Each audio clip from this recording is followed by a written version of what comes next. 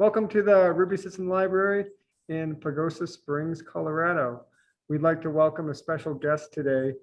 Ashlee Leppert is our guest. She is a Coast Guard veteran, a Coast Guard aviator, and the author of her book, The Hurricane Within, which we'll talk about a little bit today. I don't want to spoil all of the details in the book. I would invite everyone to read it for themselves. You can buy it. You can also check it out from the library. You may find it at your local library, but Ashlee, tell us real quick where someone can get this book on their own if they want to purchase a copy. Sure. Well, first off, it's good to see you, Brad, and thank you so much for setting this up. It's wonderful to see you and see an old colleague that I used to work with in Puerto Rico and share my story with everybody.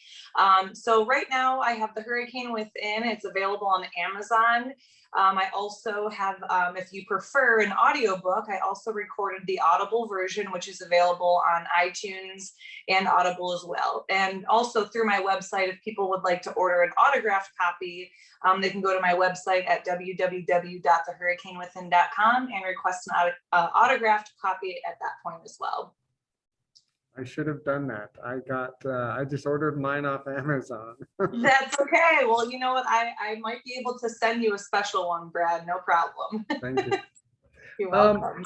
I want to start off by showing you a video, and I hope this doesn't embarrass you, but I want to ask a couple questions after you'll know immediately what it is when I start showing it. No problem.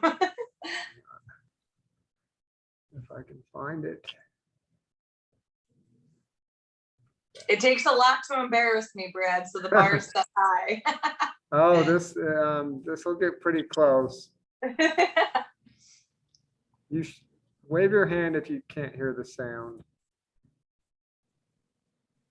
But through it all, we have seen the beauty of America's soul and the steel in America's spine. Each test has forged new American heroes to remind us who we are and show us what we can be. We saw the volunteers of the Cajun Navy racing to the rescue with their fishing boats to save people in the aftermath of a totally devastating hurricane.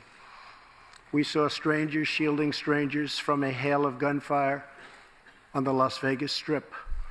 We heard tales of Americans like Coast Guard Petty Officer Ashlee Leppert, who is here tonight in the gallery with Melania.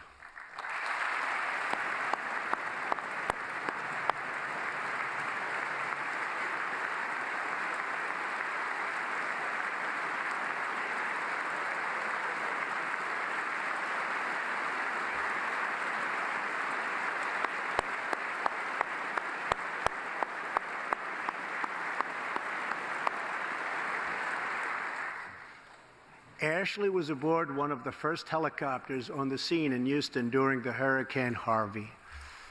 Through 18 hours of wind and rain, Ashlee braved live power lines and deep water to help save more than 40 lives. Ashlee, we all thank you. Thank you very much.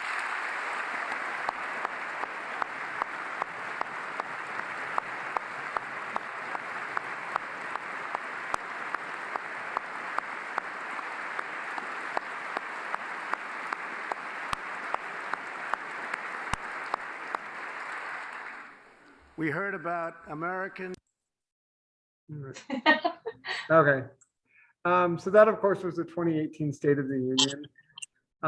What was it like when you had that many people, the president, all of Congress, all of the senior generals and admirals of all the branches of the armed forces, they're all standing up to applaud you. What's going through your mind in those moments?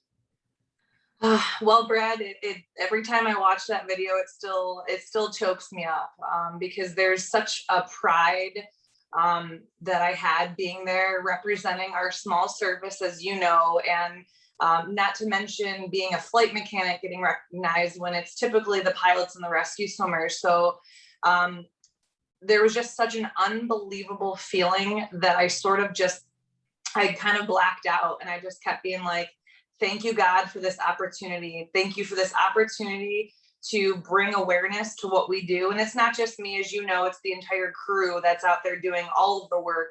But, you know, I was completely honored and humbled to be there and just be the face of all the hard work and dedication that all of us brave people did during those crazy times. So quite an honor. So a little bit of a side tangent. I'm a political science major, so I like to study government. And so I'm a nerd, which means I always watch the State of the Union. And I can remember watching that, not realizing that you were going to be in it. And I just stood up. I'm like, yeah, it's Ashlee. I was pretty excited. That's So, awesome. Well, you know what, Brad, to be completely transparent with you, when I got the invitation, I really did not know what to expect. I sort of thought that I was going to be in the peanut gallery in the back and just, you know, be there. To think that I would be actually in the front row, recognized not once but twice by our, you know, the leader of the free world on a world scale, not to mention, I mean, I still can't even put it into words how an honor it was. yeah. So, and I wanted to start with the end, because that's sort of the end of part of your journey. But let's go back to a little bit of the beginning. When did you decide to join the Coast Guard? And did you ever consider other military branches before that? Well, I really did have a passion for wanting to serve the country. I didn't know in high school what that would look like, but I was on the swim team for many years during junior high and high school. I was always in the water, around the water, either in the pool or the lake growing up. So I just had an affinity and a love for water to begin with. And then I had a friend who joined the Coast Guard, and he was in about 2 years prior to me joining. And I would always talk to him, and he was like, you know, I'm flying around saving lives and this, that, and the other. And I was like, this sounds cool. I can still serve the military, be near the water, still serve in the military, be near the water, and not have to deploy very far away, which would make my family feel a little bit better about my decision. So honestly, I joined maybe 4 months after speaking to him on the phone one day, and I was like, I got to join. This is amazing. And how soon did you know that you wanted to eventually go the aviation route? Because there's so many other really great career opportunities that you could have done.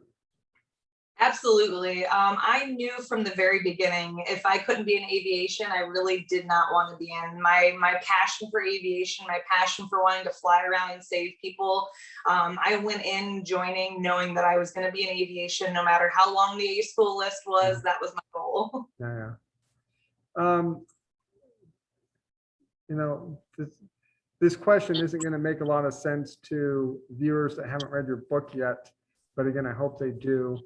But tell me a little bit about who Christopher Harward, how do you say his name? Harward. Harward, yes. Who is he, and what impact did he have on your career? So this is kind of a long story, so I'll try to give you the short cliff notes. But when I joined the military, I was going through a lot of personal stuff, and I sort of dealt with that stuff by going out and drinking and having fun and sort of numbing the pain and some things that I was going through. And I ended up getting a DUI when I was in training. And then I got sent to a small boat station where Chris Harward was the officer in charge. I was just so down on myself. I knew that I was a hard worker, that I was a good person, but I had made a terrible mistake, and a lot of people had made judgments on me because of that. And Chief Harward really was an amazing leader. He showed me that it's not about the mistakes that you make in life, but how you pick yourself up after a mistake. And he really did help me keep my mind and my track back to aviation, because I was very close in getting out and not fulfilling my dream. And he just mentored me and told me to work hard, not to worry about what people thought of me, and basically really just kind of re-caged my thought process about the mistake that I had made. And because of people like him, and there was many people, but he was one that stuck out to me. And because there were so many people that believed in me, that saw who I really was, they really helped me on the path to success, a great military career. So I'm very thankful for those mentors in my life. Yeah, and they're not always, they're not everywhere you look. We were talking before we started, we were talking a little bit about leadership. So Um, was that easy going through that hard challenge, having such a great mentor and others? Did that help you become a mentor to other junior people later on in your career? Yes, yes. And just as we had mentioned prior to recording, you learn very quickly the type of leader you want to be by those people that are bad leaders to you and good leaders. So as much as I can look back at my career and think about the bad leaders that I had, they actually taught me quite as much as the good leaders. They taught me how not to lead people. And I took a lot of that information and use that in my career. And I have so many people to this day that reach out to me and say, you helped me here and you were a great leader. And that really means a lot to me. And I owe a lot of those things to both the good and the bad leaders that I've dealt with. I was going to ask this question later on, but I'll just ask it. In your book, and I don't want to give away all the details, you do share some really personal stuff, some things that were mistakes that you made and you own up to those mistakes. And you share some other stuff that's happened to you that you aren't guilty of doing anything wrong. But did you find it difficult to really open yourself up? And as you wrote this book, was it a challenge to sort of just let everything out there? It was probably one of the hardest things I've ever done. Nobody really wants their dirty laundry aired, honestly. I mean, the way I see it though, if I could have helped one person, if I could inspire one person through the things that I've been through, both good and bad, then it's all worth it to me, because the love of people and wanting to serve people doesn't stop at your military career. I wanted to continue helping people. And even though I couldn't do that, in a helicopter in the middle of a hurricane, saving people from drowning, I wanted to help people by saving them with their soul, with their whatever they're dealing with. That was extremely important to me, to not let the bad things that have happened to me stop from sharing my story to potentially help others. Because the whole goal of everything, writing my book, doing my speaking engagements, all of that now is to help people. When you love people, that doesn't end. Yeah, no, just personally, I can say I really appreciate you being able to put yourself out there like this. And I have no doubt that it's helped more than one person. So thank you. Thank you, Brad. That means a lot. So you eventually got back to A school, which is where you essentially transitioned from being that low peon worker to having a skilled trade. And the aviator A school is in Elizabeth City, North Carolina, right? Yes. So was the donut still there when you were there, or the donut has been torn down, I think? Yeah, okay, so I actually got lucky and I got to stay in the donut twice for A school. Yeah. I don't know if that's considered luck, but that place has such rich history. But yeah, it's torn down and they have some new fancy, I think it's called Thrun Hall now. But yeah, I was at the donut twice. So for the viewers that don't know, I mean, everybody's watched movies that have the Pentagon, which is where the military decisions are made. But the donut is this really strange looking building. It was in Elizabeth City, North Carolina, where the trainees would stay. I can't remember how many floors it had, 2 or 3, but it was I don't think I've ever heard anyone have a positive memory of the donut. There were lots of good times there, but it was a special place. It's so special. It was. I don't even know how to explain it to the viewers, Brad. It was. Yeah. I have nightmares about the donut. Right. Yeah, it was a circle, so you could walk and yeah, it's very. Anyway, A school is what? I honestly don't remember. It's 5 or 6 months. It's 4 months. Okay, 4 months. See, I'm way off. I'm getting All right. old. After A school, you eventually got stationed in Detroit, and we'll go back to Detroit, I hope, later on. But you eventually made your way to New Orleans. In your book, you talk about kind of the difficulty of transitioning from Detroit to Air Station New Orleans. What's the proper way to say New Orleans? You're doing a good job. I Yeah, say New Orleans because I'm, a Yankee from Michigan, but yeah, people down in New Orleans you say Nolans, yeah, Nola. yeah. I know I butcher it, so I apologize to all those out there. But I want to show you another video, and this doesn't have you in it, and it will be actually quite a boring video compared to some of the ones I know you've seen, but I think it's helpful. Go back here. Well, I'm excited to see it. This should be it.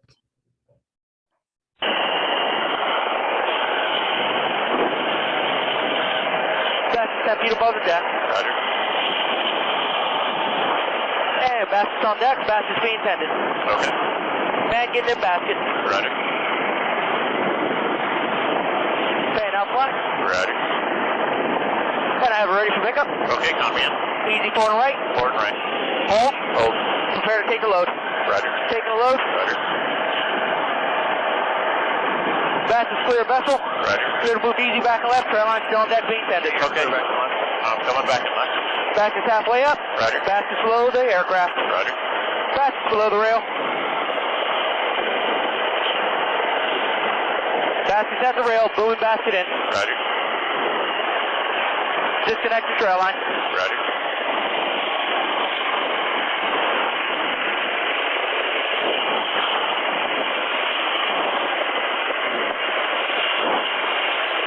All right, my nose is drifted. I'm coming back to the left. Roger.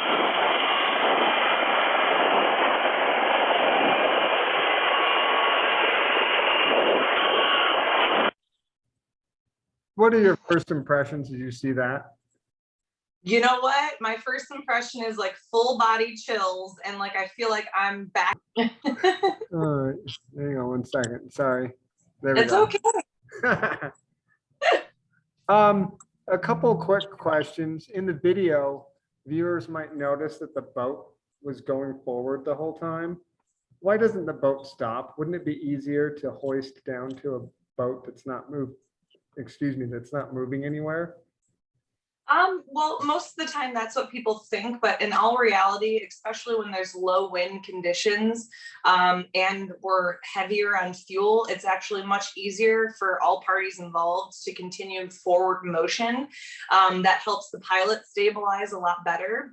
And that also helps the hoisting evolution go a lot easier. When you have a vessel that's dead in the water, they're just going to do like a turn. They're going to be moving. It's a lot harder. But when you have when you have a vessel and a helicopter moving at a similar pace, it makes the hoisting evolution a lot easier.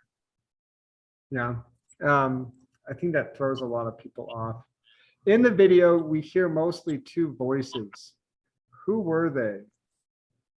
I know you don't know their names, but that's okay.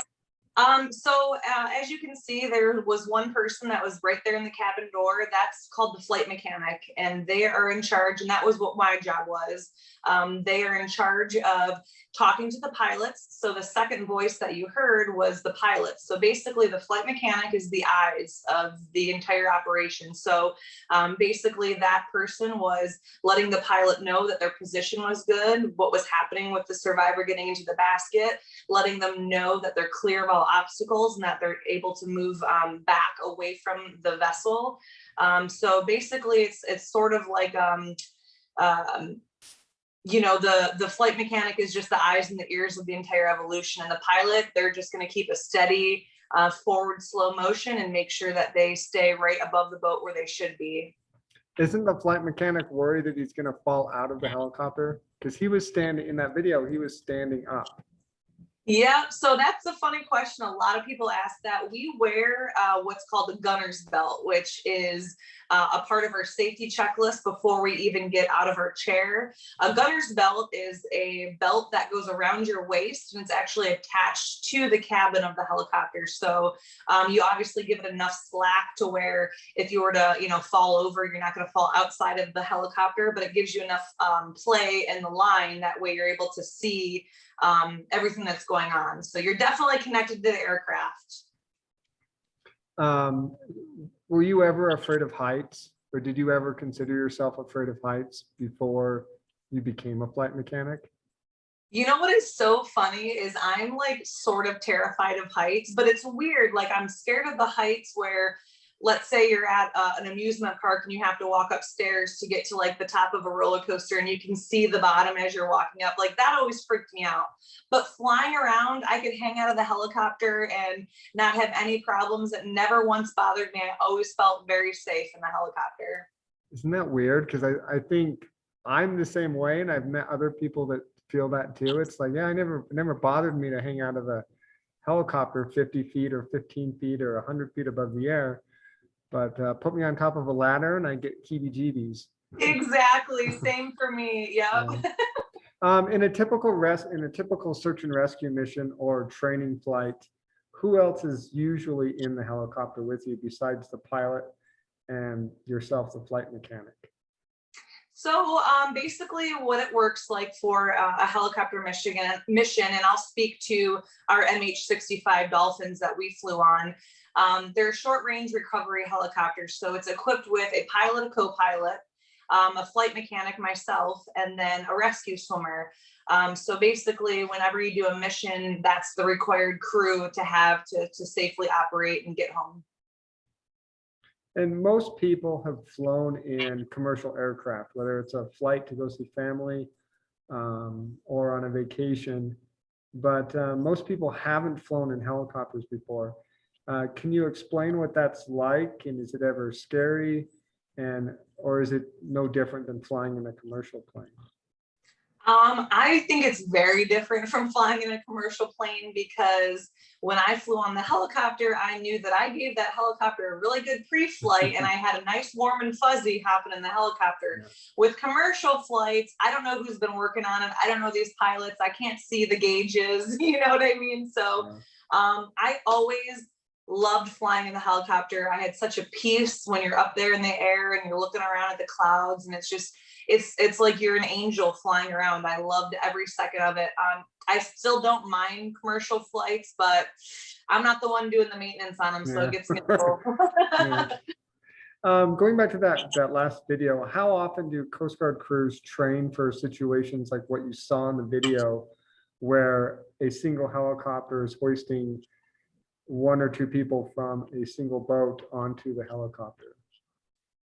We train an obscene amount. We are so good at our missions because all we do is train, and you know, you fight like you train. So my favorite part of my entire career actually was being a flight mech instructor and actually doing training. And after so many hours of flying and being the one out there doing the missions, it was a very fruitful experience training people and then watching them go out and get their very first search and rescue case. And they call you on the phone, Ashlee, I saved my first life today. And, you know, as you know, a teaching position, it really makes you feel a sort of gratitude for the job even more, honestly.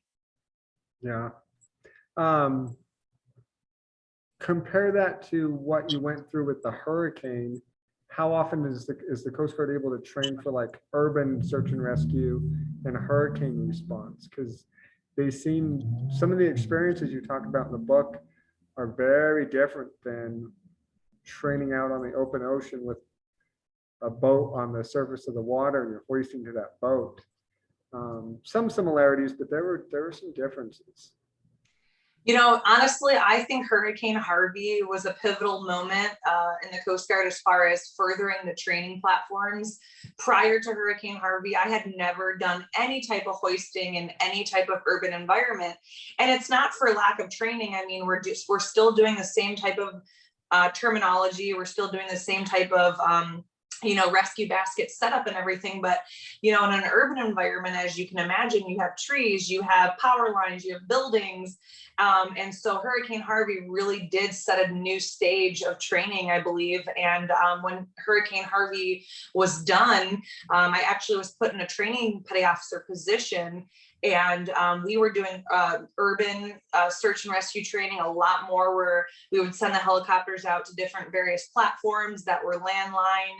And just really letting people know the different verbiage that comes along with it as well. So, like, for example, when you have the rescue basket off the boat and you tell the pilot you're clear back and left. Well, typically when you're over the ocean, of course you're clear back and left because there's nothing there.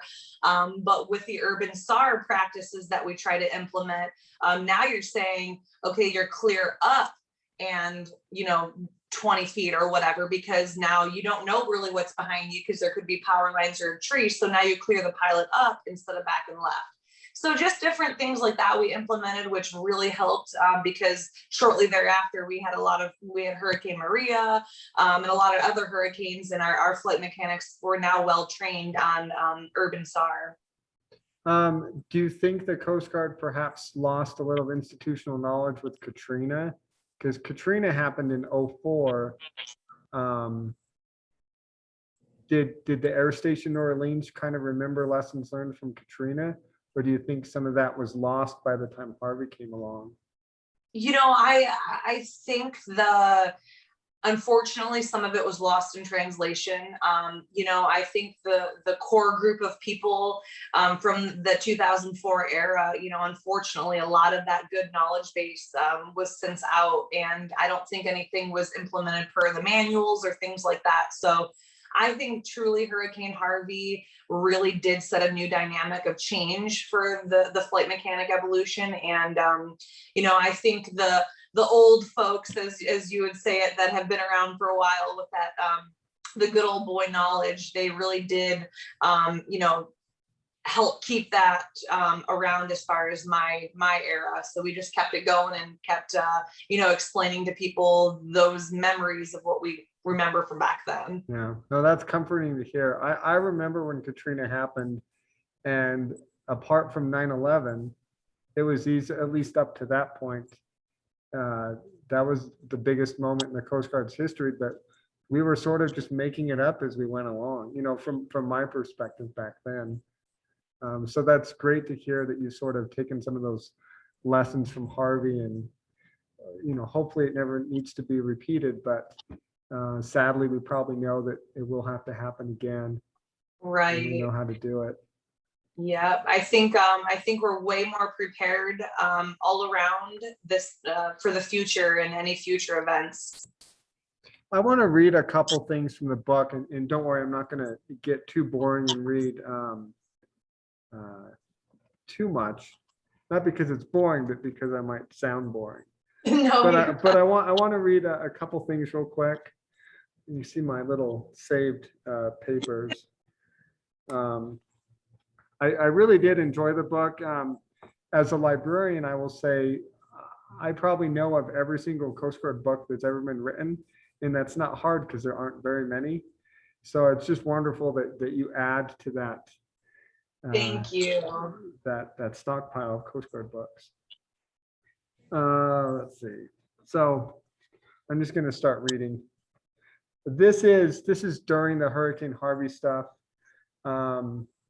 You're flying with Lieutenant Commander Santos, and I think you had just completed a hoist, and you write, I turned to look in the cockpit and checked our fuel state. The wind was so forceful that rainwater now covered the entire inside. Water was dripping down the instrument displays and pooling on the screens in the center console. As a former aviation electronics person, that just horrifies me to know that water is on those critically important instruments. I don't know why the Coast Guard never developed an instrument panel that was at least water resistant. But again, the fact that he was Lieutenant Commander Santos found some napkins and proceeded to wipe down the surfaces until he had wet wads of paper in his hands. That's no small thing. To the viewers out there, that's kind of a big deal that much water is getting on the instrument panel. And to your point, Brad, to further explain that, we had so much water intrusion that it was getting in our mics. We had so many mic issues. Being that I'm a little I guess maybe OCD. I had a can of Tweet in a Can anyways in my flight bag, which I'm glad I did, because every time there was an issue, I would disconnect and I would spray Tweet in a Can in it and try to clear it out, and I would regain communications rather quickly. Unfortunately, not a lot of other flight mechanics did carry that avionics cleaner with them, so they were having struggles communicating mid-hoist, which is terrifying. Yeah. And for the viewers at home, most of us have had those little cans of compressed air that we use to clean out our PCs. The avionics cleaner you're talking about is sort of like that, but it's got some additives in it that we call Tweet in a Can. Yeah, that's, I'm glad you had that, but that wasn't a small thing to have that much water in the instruments, because had something happened, the helicopter could have easily crashed. I hate to say that wordage, but that could have been devastating. Absolutely. And you know what, honestly, Brad, it was very terrifying. The whole experience was very terrifying. And every time we went out, I sort of just said, well, today might not be the day that I come home, but what keeps you going is knowing that there's people out there that need you, and you sort of put your own needs and wants on the back burner, and you're excited to go out there and train, and not train, but save people at no matter what the risk is. Right. And so it's sort of already a comment to what I'm going to read next. After you had done some hoists, you wrote, I continued to reassure the survivors while I kept a lookout for flight hazards. It slowly dawned on me that I was soaked to the bone, sitting in a pool of bio waste, flying in the worst winds with the worst visibility that I had ever encountered. And there was so much more work to do.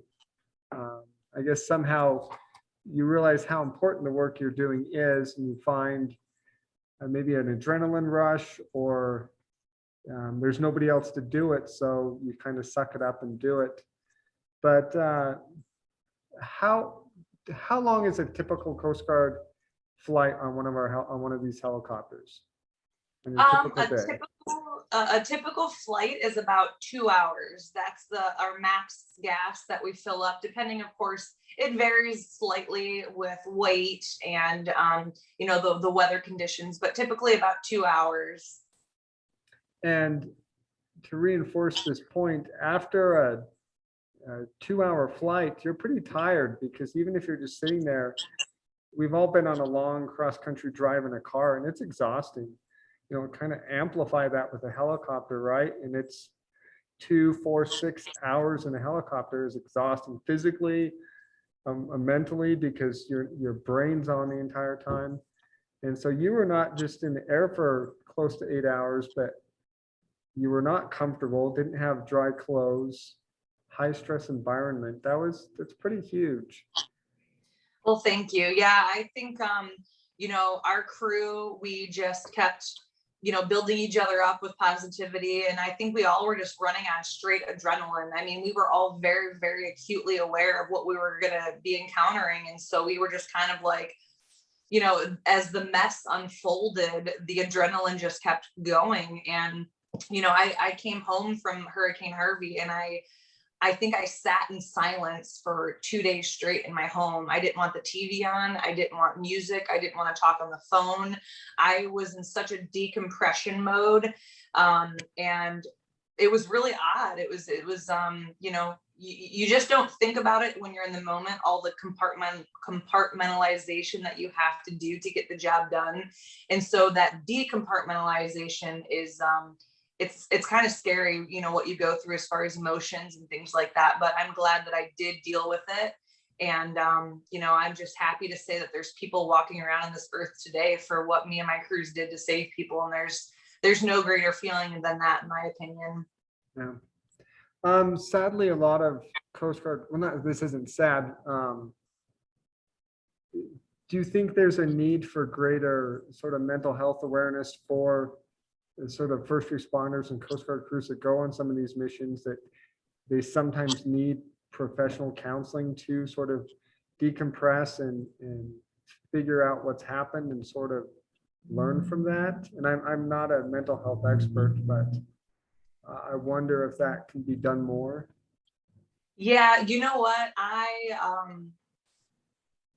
I was very, I guess, embarrassed almost is the right word. I was embarrassed about how I was feeling after everything had happened because, you know, I didn't get hurt. Yes, I saw devastation and, you know, some trauma there. But I mean, overall, things went good. I came home, my crew came home, but I was dealing with PTSD and I did not realize it. And I was honestly kind of embarrassed because, you know, everybody's like, wow, you did awesome. I mean, everybody wants to do that. They want to go out and be the hero, and you did it, and it's awesome. But, you know, I was having nightmares. I was always thinking that I was going to crash and just things like this. And, you know, it really did take me a long time to have the courage to actually go. And I did go to counseling for a while. And for me, there was a lot of other things in my life that it was sort of the culmination during Hurricane Harvey. But I was embarrassed, and I wish that I wouldn't have been embarrassed, because what I try to do now is, through my message and speaking to people, is you do not have to go in the middle of the desert and dodge bullets to deal with PTSD. There is any type of trauma that you deal with in your life, whether it is something in your personal life, your family, whether it's your job, any type of trauma triggers PTSD. And I had such a negative stigma with what PTSD looked like. And it really is my goal nowadays to break that stigma and share with people that, you know, it's important to talk about it. Your mental health is number one, and you cannot be a good spouse, a good daughter, a good parent, a good friend to other people if you're not 100% okay. Yeah, no, thank you for that. Perhaps if there's any one thing to take away from tonight, it's that. And I think everyone could use some help from time to time, just as everyone might go through life and break a bone. You know, it's completely normal. So I hope that goes through. Let me read a couple more things. So later on, you guys received a call about a pregnant woman in an apartment complex, and you don't even know exactly where you're going. I don't know when you learned where this apartment complex was, if they radioed in the GPS, or if you just happened upon it. But you're approaching the scene, and you kind of circle it to figure out what's going on, and you kind of talk amongst yourselves, and I'll just start reading this part halfway through. You know, Bob said, 1 o'clock, I see them, responded Lieutenant Breen. This area is really flooded. I don't see anywhere to land. Lieutenant Commander Santos commented, I don't either. And then this is the important part. Lieutenant Commander Santos asks, what do you guys think? I know that's a simple question, but for many people that don't know about the military, or maybe have all they know from the military or movies or whatnot, this question kind of shatters some of those stereotypes, because here's the senior officer asking the junior people, the co-pilot, the flight mechanic, and the rescue swimmer, what do you guys think? And it's not because well, I don't want to give my take. Why is the aircraft commander asking his crew for their opinions when he's the aircraft commander? Shouldn't he already know what to do? Brad, you bring up such an amazing point, and that is such a pivotal thing in our Coast Guard flying mentality. Is it doesn't matter your rank, it doesn't matter who you are, what your job is. If you're flying in that aircraft, your life is just as valuable as the next person sitting next to you. So what Lieutenant Commander Santos displayed that day was something that we incorporate daily when we fly, and that is a team effort. That is your opinion, your voice matters, and they listen to that. There's been many a times where I've told a pilot, I don't think we should do that, or no sir, you're descending, you need to come up in altitude. There's so many times, and never once have they reprimanded me or spoken to me about it, because hey, I'm just trying to help all of us survive and live. So what he was doing that day was, asking us our opinion because it mattered. And, there is that stigma sometimes with other military branches, like, oh, I'm the sergeant, you don't talk back to your sergeant. Well, in Coast Guard aviation, everybody's life is on the line. And if you have an opinion and if you have a concern, you voice it and you will be heard. And I think the formal term for this, correct me if I'm wrong, is sometimes called crew resource management. And that can be applied to any work setting where the boss or the leader doesn't give up their ability to be the boss or the leader, but they sort of involve everyone in important decision making. Absolutely. And truly, in my opinion, that's what makes a good leader, is when they do use their resources and ask their crew or their coworkers' opinions, because they might have an idea that is outside of what you think, and it could be a better idea and a safer idea at that. And I'm going to transition a little bit here. So your book talks about a lot of different things. A great deal of time was spent on Hurricane Harvey because it was so pivotal. But overlapping all of this is sort of your struggle with this undiagnosed condition that you're battling with, that sort of, as I read the book, it sort of comes and goes and isn't really that bad until it like rears up and then goes away again. And later on in the epilogue, I want to read this sentence after one of your visits to the neurologist. Unlike all of the doctors I had seen before, the neurologist didn't seem confused or appear to be guessing when he decided how to proceed with my care. Before we get into what your eventual diagnosis was, what advice would you have for someone who is faced with any kind of medical troubleshooting where they feel that something's wrong, but the doctors, for whatever reason, just can't figure it out? What advice do you have for someone to sort of go through that? My advice, Brad, is just do not be discouraged. I can't tell you how many times people told me, oh, you're just stressed out, or, oh, maybe you just didn't sleep well. You know your body. Everybody knows their body best and knows the normal range of things, your sleeping and your eating habits, all that. When something is out of whack, it's very easy to justify it with stress, whatever. Don't do that to yourself. If you do feel like there's something wrong, do the proper things. And it sometimes can be difficult, like with me dealing with an autoimmune condition. It was quite difficult trying to pinpoint the problem, but I didn't give up. I didn't allow myself or anybody around me to dictate what was wrong with my body. I wanted to find out from a professional, and I wasn't going to stop until I did that. And, I finally got an answer. And when I got my diagnosis, the first thing I felt was relief, because for so long, I thought I was crazy. Other people had made me feel like, oh, you're fine or whatever. And that just really wasn't the case. So my best advice is just don't give up hope, and don't allow yourself to say, oh, it's okay, or, oh, I'll sleep it off, or, I guess try to take it serious. And I don't mean that in like that you wouldn't take it serious, but don't downplay it because of what other people say or what other doctors can say. Always get second opinions. I mean, as you read, Brad, I almost had a masculofacial surgeon want to break my jaw and replace it because he thought that my symptoms had to do with my TNJ, which was completely wrong.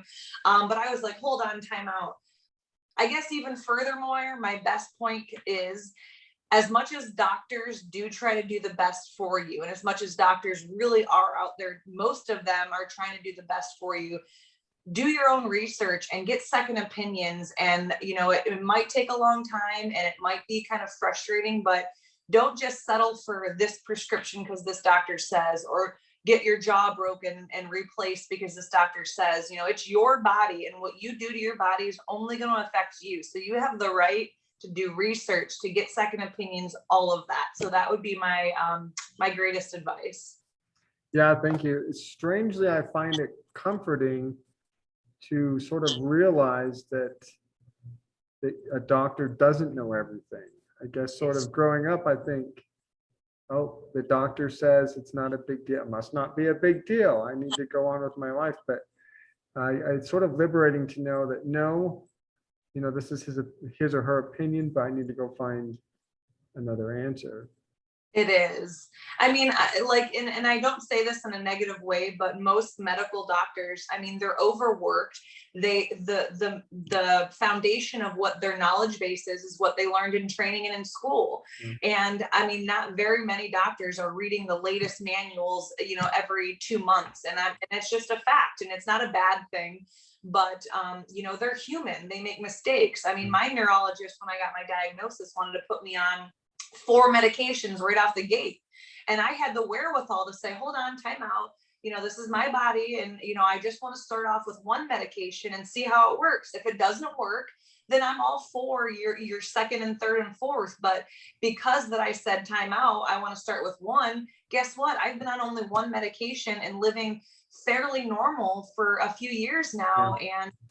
And that's just because I had the common sense to say, you know what, it's not that I don't respect you or your opinion, but it's my body and I want to research what I'm going to be doing to it first. Yeah. Thank you. I think that's a great message. And I'm going to mispronounce this, but in the general layman terms, what is myasthenia gravis? Oh, you said it perfectly. So it is actually a rare autoimmune condition that affects, the long and short of it is it affects the way your nerves and your muscles communicate. So my immune system is attacking those receptors that allow your muscles and your nerves to communicate. And there's some long-term, and I would butcher it too if I said it. But basically all that translates to, for me, and of course there's varying what's the word I'm looking for? There's various scales of this disease for different people. For me, I'm very lucky because I have mainly ocular myasthenia gravis. So my upper body gets affected the most, meaning when I'm extremely fatigued or I don't take my medicine or I'm stressed out, my facial muscles are affected. I'll have trouble eating and talking, and I'll get double vision. Things like of that nature. But again, the medicine that I'm on, I'm very thankful because I live a pretty normal life for the most part, minus, the fatigue and having to really regulate stress in my life and things like that. Yeah. Yeah. I'd never heard of it before, but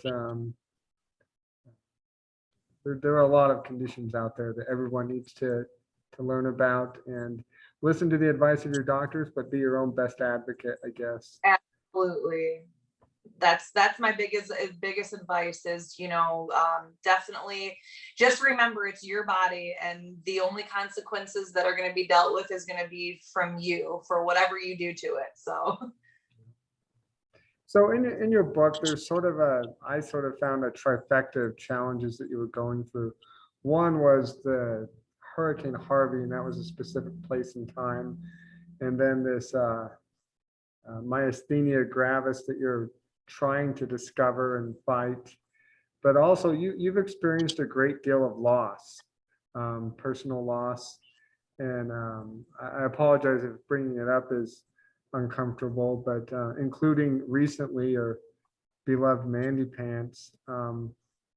I express my condolences for all that, but how do you help someone cope with grief? Because we're all going to face that. Thank you, Brad, for your condolences.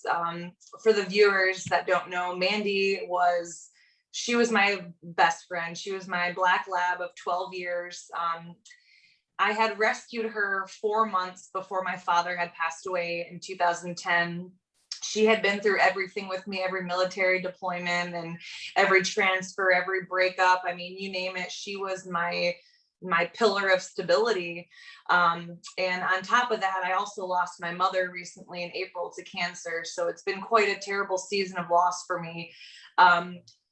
But my goal through my story and sharing about my loss is to explain to people how I've gotten through it all. And the answer to that is through my faith. I'm a Christian, and Jesus Christ has gotten me through everything. And my faith there's a saying, and it says that there's a peace that surpasses understanding. And when you can acquire that peace, it's sort of like anybody who's eaten Lucky Charms, the cereal, you know, you see the little leprechaun on there with that pot of gold. I feel like when I found my faith through learning about Jesus and what he's done for my life, it was like I found that pot of gold, because I have been able to weather the storms of my life, the incredible loss that I've dealt with, the things through my past that you have read about in my book that I've dealt with. And I come out with such a resiliency, and the basis and the foundation of that resiliency is my faith. And there's no better way for me to explain it or to put it than just knowing that the creator of the entire universe and his son that died on the cross for us, he has my best interest and he has my back in life. And you know, that's why I want to share my stories, because I want everybody to find that pot of gold at the end of the rainbow like I have. Thank you. So as we wrap up, the Coast Guard has units all over the country. You were stationed briefly in Puerto Rico, Maryland, the Detroit, a significant amount of time in Detroit and New Orleans. What Coast Guard unit would you go back to if you could have a choice? And where would you want to serve that you never got a chance to? You know what, honestly, looking back, there was a lot of places that I didn't want to get stationed, but I'll tell you what, as I sit before you right now, every single place that I was stationed at was amazing. It's all about how you make it. Even when I was stationed at the small boat station in Maryland, where we were in the middle of a cornfield, you know, you still find some beauty, and you just make the best of it. So I would say I would go back to anywhere. However, one spot that I always wanted to get stationed at that I never did was Alaska. Yeah. I would have loved, I'm a huge outdoor person. I love fishing and hunting and hiking. And, you know, people hear Alaska and they're like, oh, you know, it's cold or it's dark half the year. To me, that's thrilling. I want to go out in the wilderness and explore. And I still have yet to go there. So that's like my dream vacation. So. Yeah. No, that's funny you say that. I always tell people that I think I'm the only Coast Guard veteran who's never been to Alaska. So at least I know there's one more. That makes two of us. No, thank you so much. There's a lot of other questions I wish I had the time to spend with you and talk to you about, but I will wrap it up. I will just say thank you so much for being willing to come on and talk to me a little bit. I know viewers will continue to watch this video and hopefully learn some lessons.